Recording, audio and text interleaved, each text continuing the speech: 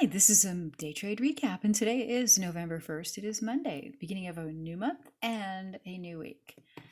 Today I traded two stocks. I worked with two stocks today based on their pre-market move. The first stock that I worked with was ABVC, and it didn't have any news that I could find, but it had made this really big aggressive move in pre-market. At 2 o'clock or so this morning, my time, it had gone from the $3 range all the way up to $26.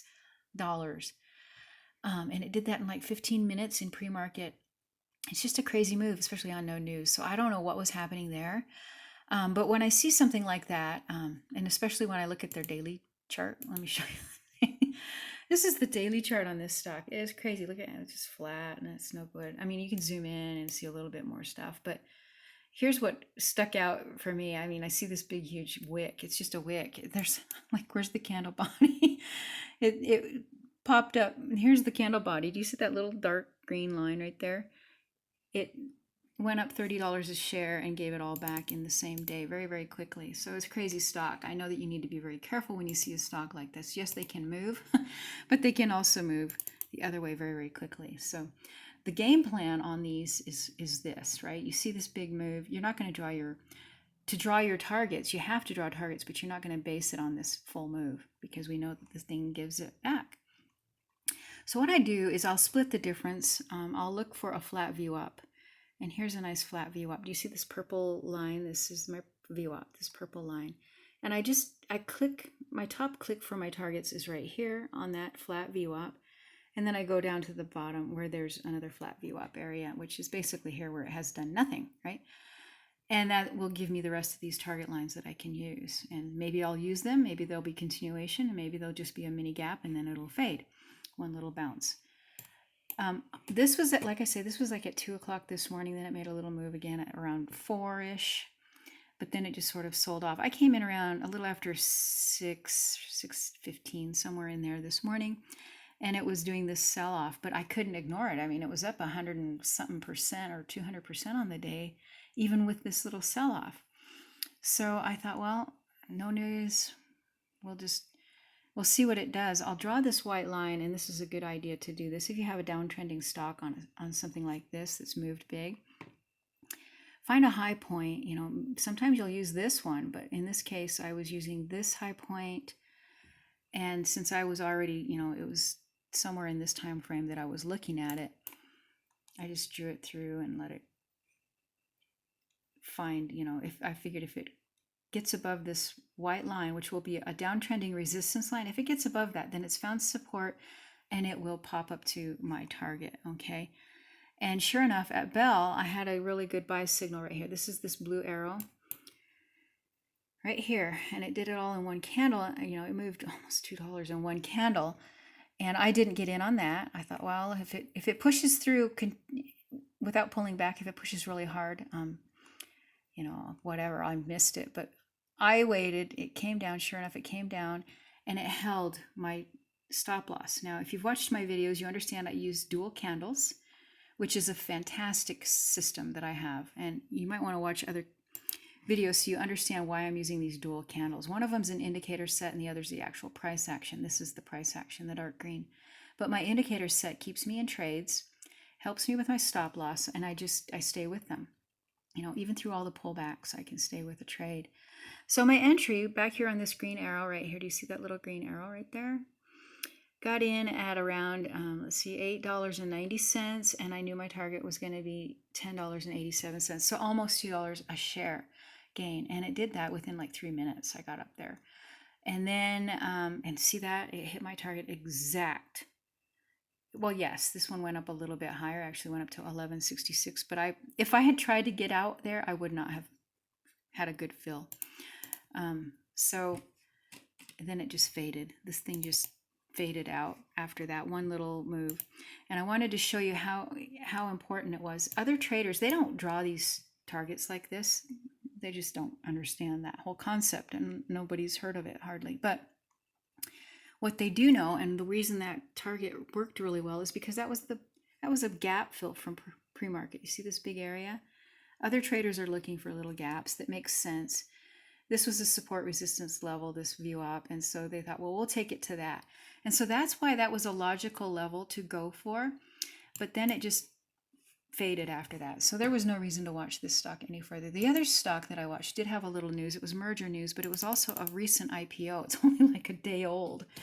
So there wasn't any data on it. However, normally I will ignore these stocks, but this one had such a nice, it was similar to the other stock. It made this really big aggressive move in pre-market at 2 o'clock this morning.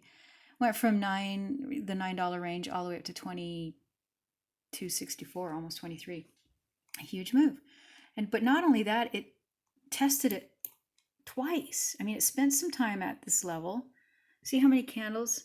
1, 2, 3, 4, 5 right there. And then another one hit that level right here. It hit that same level.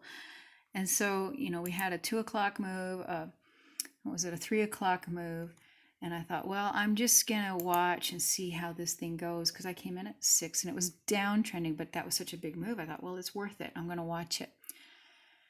Because it does have news. I mean, I don't usually like merger news, but since this was reaching all-time high and it was, new stock and everything, I thought, well, it's the only thing that's moving. We'll watch it. So again, with that white line that I drew, any signal above that white line means it's above resistance. Take it to the next line on a decent signal, confirm down here. And so this was my entry. See how my yellow line down here was pointing up right there? Pointing up. My entry was $13.30. My initial target is the next line, which is this line, $13.30 to $17.39. So, $4 a share there. That was very quick. And here, now we had a resistance level because it spent some time there. You see all that time? It says this is now resistance. You can't get in until you're above that level with a buy signal. So here we came above it, but the buy signal was before, and and this was looking pretty good, but it didn't have strength. And I think it's because nobody knew what to do with the stock. There wasn't as much volume as you would expect. And, it's reaching all-time highs. The only thing that they could go for is previous level from pre-market, which was, this level. So here I had a buy signal right here. Actually, it was right here. I waited until, whoops, I accidentally clicked my mouse and it zoomed way in. Oh, where am I? Oh, right here. Okay, this was my second trade. My first trade was the bottom to this yellow line. Now I'm going to go from the yellow line to the green line, and my entry was, in this case, this was down, but it did eventually go up. I could have waited, but I didn't. I got in here, and the only reason I got in there on this green arrow is because my indicator candles, remember I just talked about those, was holding my, they were holding my stop loss very, very well. And I could see whenever they have a hollow body, instead of just like back here, they're squishy bodies. Whenever they have a hollow body and pricing is above that, I just get in, right? So getting in, I got in a little early at like $18 and, what was it? $18 and right around $18. My target was $22.64, and I made it. And then there was a halt right after that. So I got out before the halt, and then I thought, well, let's see how it holds this level. Let's see what it does. Does it sit there for a while? And it did, but I didn't get it. I had this buy bubble above it, but I thought, you know what? We're an all-time high now. I don't know what to do with it. There's no data. I can't really trust my lines, my targets, because I don't know. And here it didn't even reach that next line. Whenever you're in an all-time high, other traders don't know what to do with it either. So I just wait till it comes back down and it gives me an area, a signal below a target line where I know it's going to go to the next target line. So here was another one right here. You see down here, this was looking really good. So I was able to get in here again at 1930, and my target was 2264 again. So I just played this target line multiple times. Well, twice. Played it back here, played it right here. And then you see it's just not going any further. So it was good that I didn't worry about trying to get in above this. I just wouldn't know how high to take it, right? No one else did either. But anyway, so that's how trading went today. I just really wanted to stress, like on that ABVC one that I looked at this morning that had no news, and it huge move, and then it came all the way back down below VWAP. Just when you have a nonsensical move, what am I saying? Draw your targets using the flat VWAP, okay?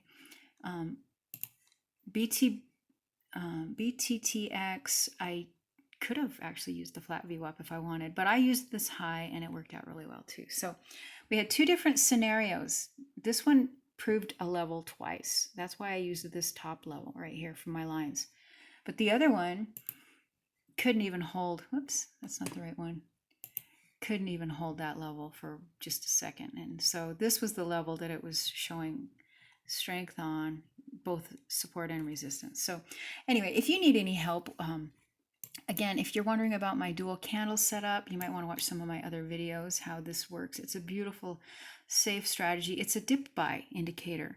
These light green candles, that's an indicator. They're not pricing action, and they're not Heikin Ashi, although they look a lot like them. They're close. And then this other line is my stop loss. But I won't get too much into explaining this charting setup, but I got to tell you what, you'll save yourself a lot of trouble if you use this particular setup. And if you need any help with it, you need to understand how to read charts and draw your targets, because you got to have targets. You got to know where the thing's moving, right? So you can plan and get out in time, sell into strength. But if you need any help with that, let me know, and I'll be happy to, set your charts up like mine and walk you through the process and help you find some really good stocks that will pay you very well every day, okay? All right, I hope you have a great day, and I hope this was helpful to you, and we'll talk soon.